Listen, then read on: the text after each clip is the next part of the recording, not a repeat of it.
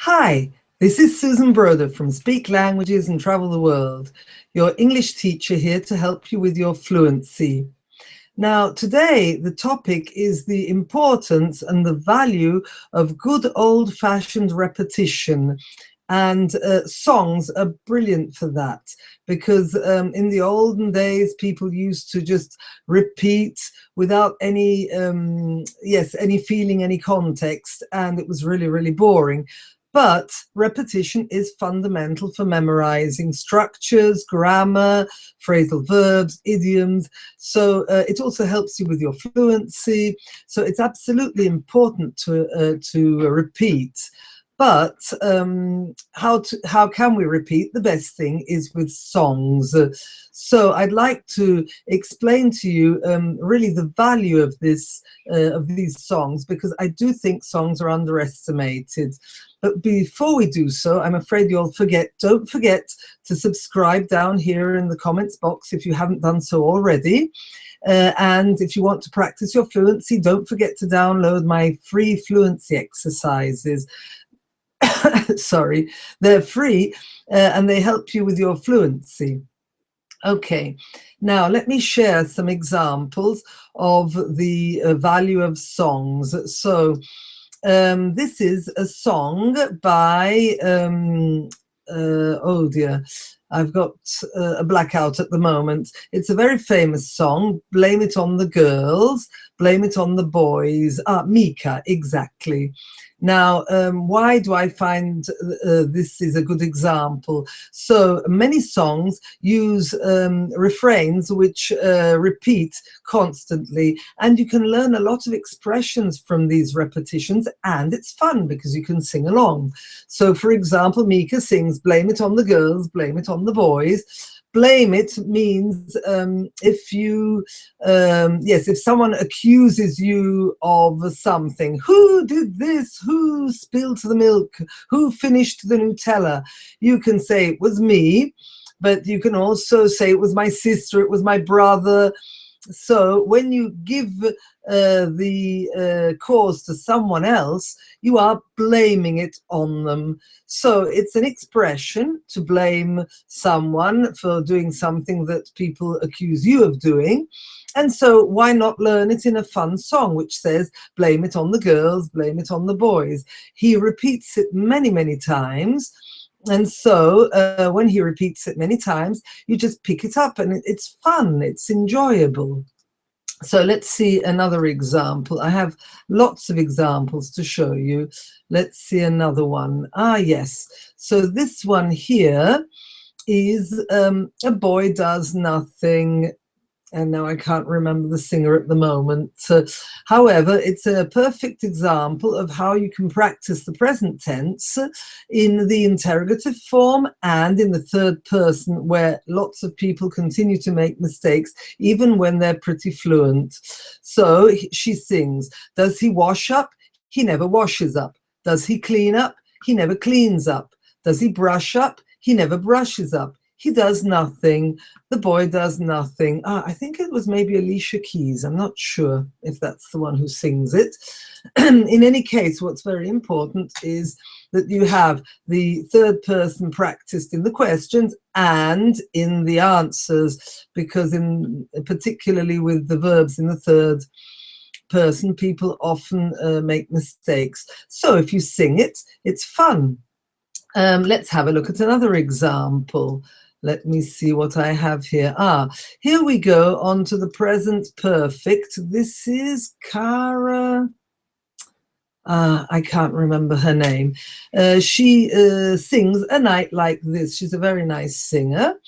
And she uses the present perfect in a refrain. I have never dreamed it.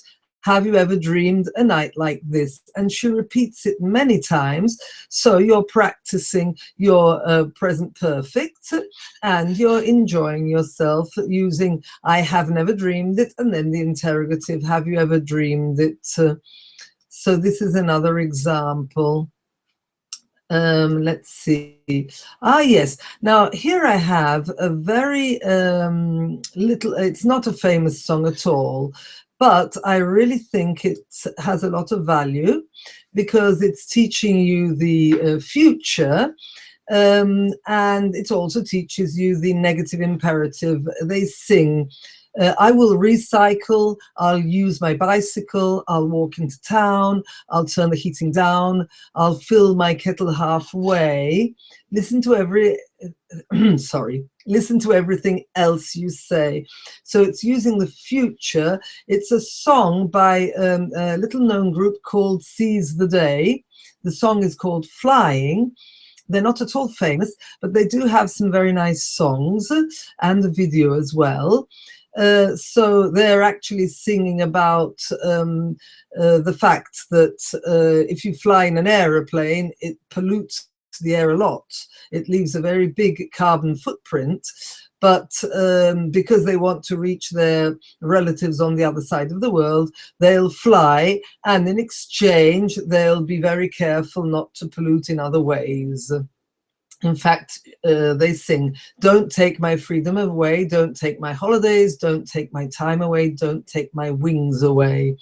So this don't take is the negative imperative, and we're practicing that too. So as you can see, you can practice repeating, and it's not at all boring, because there are all different forms, all different tunes, something for everyone. You just need to find what you like. Now there's Bruno Mars in his Lazy song. He sings, today I don't feel like doing anything. Now, this is very nice, because feel like is something already not so easy to learn.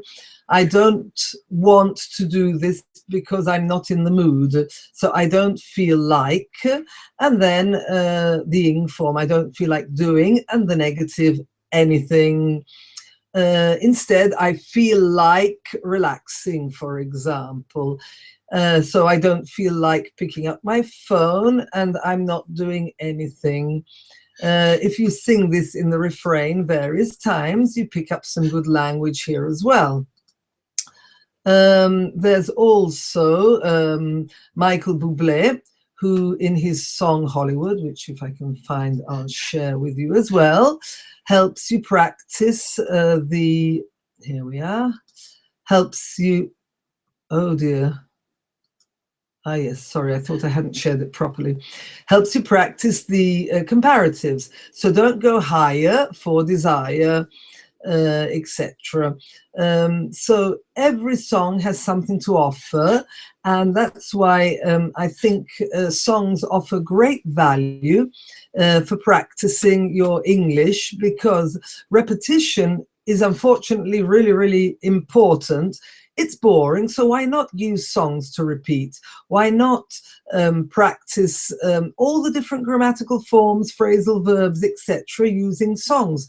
It's the most fun way to do it. Just choose a song you like, and if you can read the words, it's better, and sing along, karaoke style, or with lyrics training, which is another wonderful way to practice.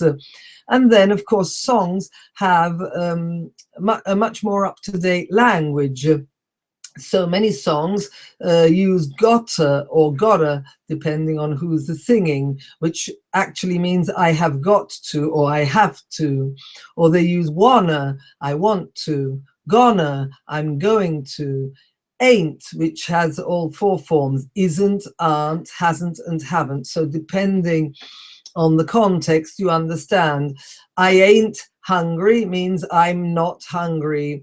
I ain't got a Ferrari means I haven't got a Ferrari. So based on the context, you can guess the meaning.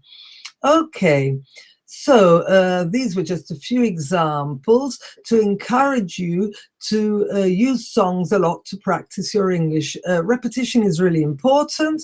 You can do things like my fluency exercises, which are down in the link below. All you need to do is click on the description and you can download some free fluency exercises, but they're not as fun as practicing in songs, obviously. Those are much more specific. Instead, if you choose a song which isn't too fast, which isn't too difficult, and you analyze some expressions, especially in the refrain, it's just fun, and you'll pick up the language easily, and then you can use it in your everyday language. So try it out, and don't forget to subscribe here in my comments box. And I do hope that I see you again. Do write down in the comments where you're listening from, and particularly if there's anything you're enjoying or you want to know about in my next videos.